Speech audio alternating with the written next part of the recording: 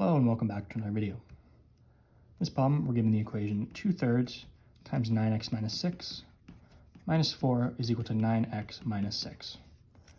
And we're asked to find the value of 3x minus 2. So the first thing we're going to do is we're going to distribute this 2/3. So we're going to say 2/3 times 9 is 6x minus 2/3 times 6 is 4. And subtracting 4, and this is equal to 9x minus 6. So there's two ways you can solve this problem. You can take this, we have an equation, we can solve for x, and then whatever you get for x, you plug back into this equation, or into this expression, and get your final answer.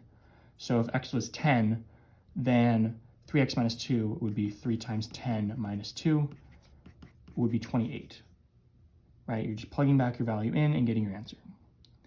I'm going to do it a slightly faster way, because on the SAT, you want to be doing things as quickly as possible.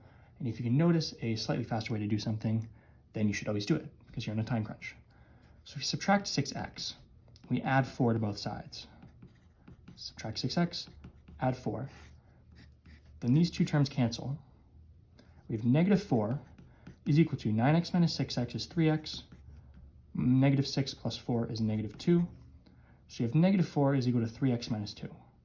We're asked in this equation, what is the value of 3x minus 2? So just by subtracting these terms from both sides, we found that 3x minus 2 is equal to negative 4. And now we already have our answer. Our answer is negative 4 and A.